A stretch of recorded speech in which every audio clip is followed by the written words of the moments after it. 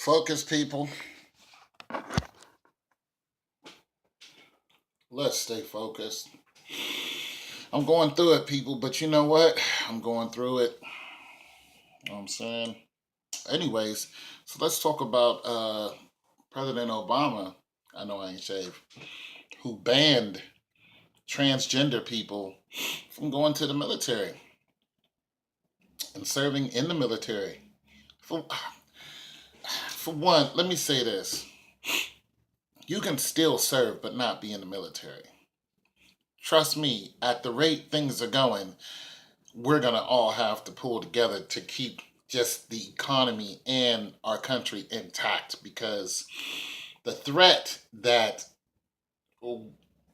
is against us, the threats that are against us with you know Russia and and now we have this whole thing with North Korea and their ballistic missiles and how we're supposed to stop them from even having ballistic missiles.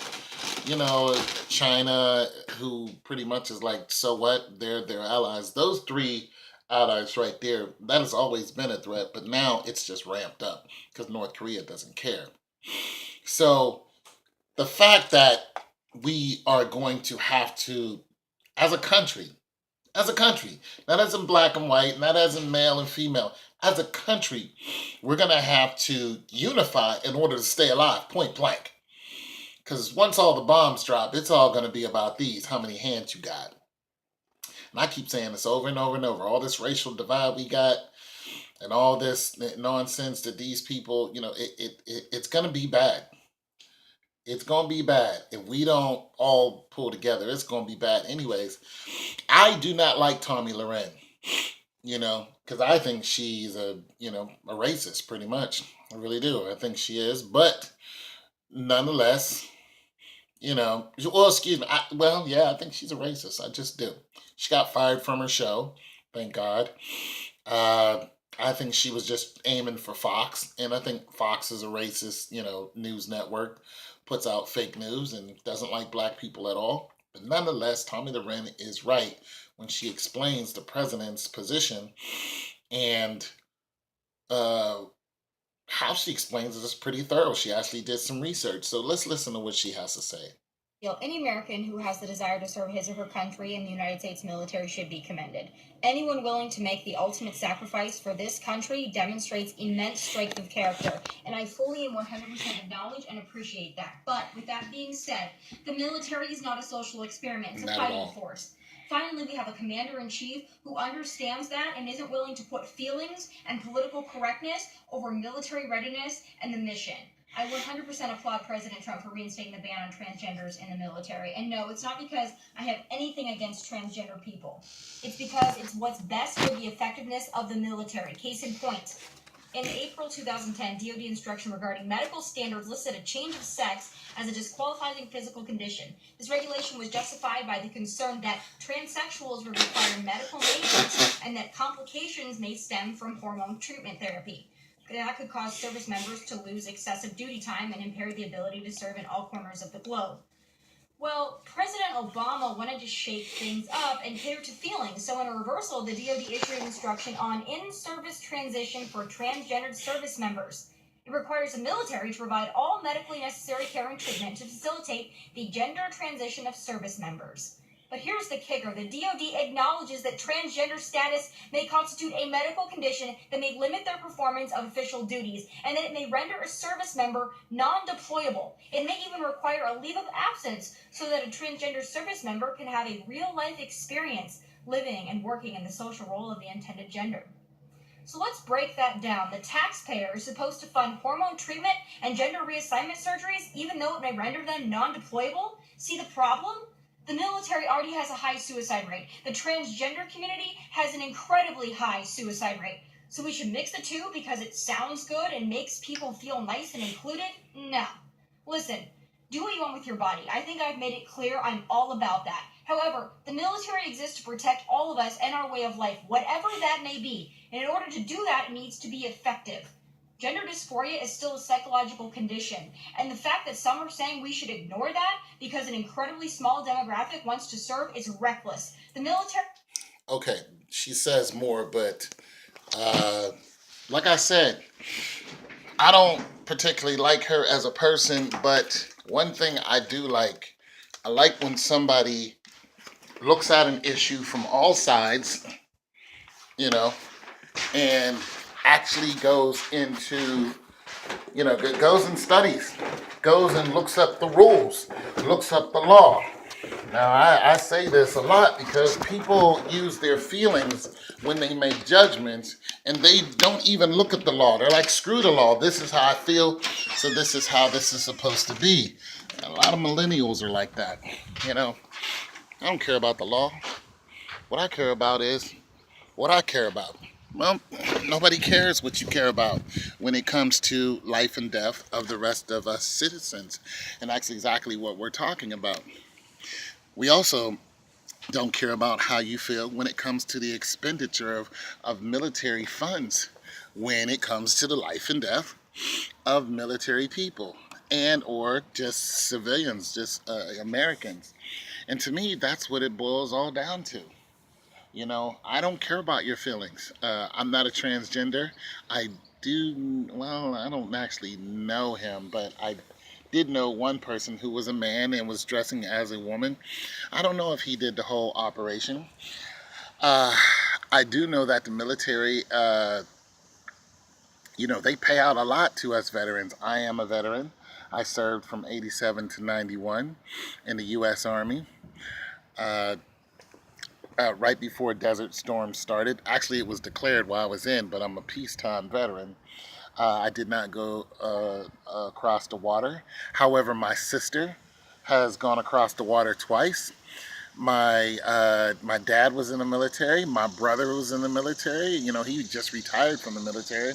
So we have a strong military background in our family. My nephew's in the military, and so on and so forth. Some of us have made careers out of it. Some of us got in and got out. We did our time. We got in and got out. Me and my brother, we were in Darmstadt, but I was in Darmstadt. He was in Wiesbaden or something like that in Germany. But nonetheless, we met up over there, and it was cool. You know what I mean? But the military is not a social experiment. The whole thing with gays being in the military, you can't handle the truth. With gays being in the military, that was a huge, huge, huge hurdle socially. Okay, because some people are bringing that up. It's like, listen, that was a huge social barrier that we just had to get past. There are men who like men, there are women who like women. Okay, that's on you. However, does it affect the military? Does it affect your ability to be deployed? Is it going to cost me more money because you need extra medical care? All those answers are no. This is why gays is not a big thing in the military anymore. Because the truth is, can you fight as somebody who likes the same gender sex? And the answer is hell yes, you can fight. You know what I'm saying? And you're going to say, well, can you fight as in somebody who is a transgender? Yes. However, when it comes to medical conditions, does a gay person need different medical treatment than a regular than not I'm sorry, not a regular person, a person who is not gay? So don't strike me for that. Does a gay person need more medical treatment or different medical treatment than a person who is not gay? The answer is no. Does a transgender? The answer is yes. Absolutely. And can it hinder them from being deployed? The answer is absolutely right. So, can you fight as a transgender? Yes, but your ability to be deployed is slowed down. It can result in expensive, very, very, to get your sex change is not cheap. And let me say this, those surgeries, it's not like you get one surgery and it's over with. You have to keep going back. That is expensive. And that will just cost the taxpayers just an enormous amount of money. So I am agreeing 100% with Tommy Loren and what Donald Trump is saying. Now, I want to say this.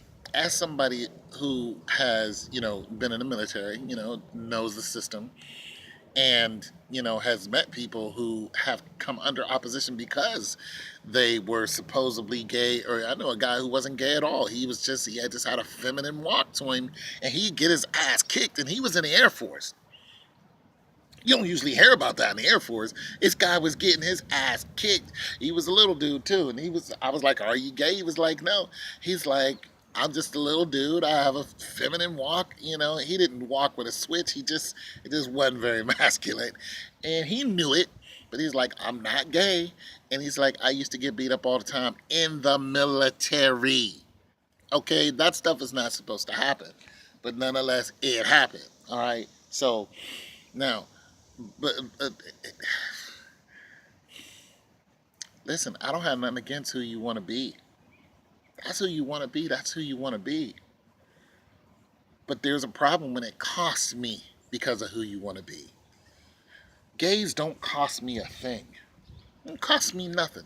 Transgenders will cost you. It will have a butterfly effect on you when they start going to the hospital and getting these treatments done, and it's on your dime. That cost will spread out, and it will be crazy. I still don't think that. Look, can they fight? Yeah, they can fight. Can they hold a gun? Sure, they can hold a gun. You know what I'm saying? They can shoot anybody. Can they defend themselves? Yes. But when they said that you have a problem with being deployed, we need you in the field. We need you now. We don't need you at home. You know what I'm saying? We need you in the field. And that one need right there, I just can't do it. Now, if they get some type of,